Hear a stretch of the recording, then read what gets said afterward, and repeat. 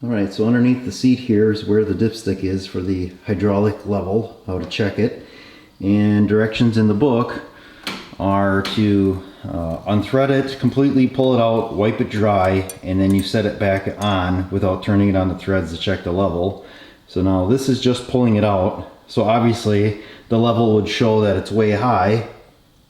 And as you can tell, there might be a little bit on the tip. So that means there's basically not enough oil in here. So that's frustrating, because one of my questions to the dealer before I would accept delivery, I said everything was checked, everything's checked on the pre-inspection. So here are the threads.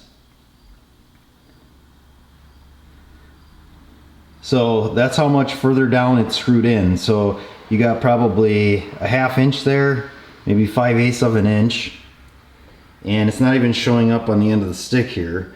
And when you check it, you're gonna set it on those threads, so it's actually gonna be sitting further up. So I don't know how much from the bottom of the stick to here is, or from this mark to the top, the cross marks, but I'm willing to bet you that's more than a quart of oil. I'm just gonna throw a number out here. I'm gonna say a gallon. And I won't know how much until I confer with the dealer, because they're gonna come back and fix this. They're gonna have to take a special trip because this is not acceptable. And I checked, there's nothing leaking, nothing's oily, and for it to go through that amount of oil, there would be one heck of a leak. Alright, so I just got off the phone with the service department from the dealership, and they said they had talked with their technician and it was checked. The level was checked when the machine left and everything was good, and the technician said that it's common for the level to drop after you use it. So my thought would be there is probably air in the system and it gets purged out, and then the level drops a little bit because you have the transmission in the back and then the steering in the front, and that's all connected with one system. But my thought would be, well, shouldn't you purge the air out of the system before you send the machine on its way? I would think that's what you should do, but maybe they don't. If they don't do that, you would think maybe they should mention that to the owner of the machine, that should be checked like within the first hour of using the machine. When I did take it, and I've never received the machine before with 0 hours on, and this one had 0.0. There was absolutely no hours on the machine. So if they did run it at all, they did not run it very much, because there wasn't even like a 1/10 of an hour on the thing. So I just got done putting oil in it. It was a little bit more than a quart.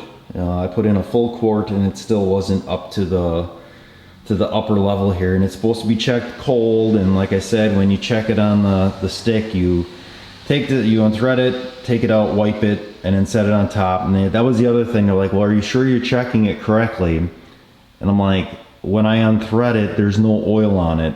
If you have to set the dipstick on the threads, you're going to be like a ½ inch higher than what the level is. So if I'm pulling it out and there's nothing on the stick, it's pretty low. So I got a quart in it, and I'm gonna use it tomorrow, and I'll check it the following day, I guess, when it's cold, and we'll see if it drops some more. Hopefully not. I did buy 4 quarts of High-Guard Low Vis just because nobody has it. It's basically just dealership, so I gotta have some on hand here. It's just too risky not having any, because then I'm just down. I can't do anything. So yep, just a quick update here, and I'll keep you going. And right now we got exactly 1 hour on the machine.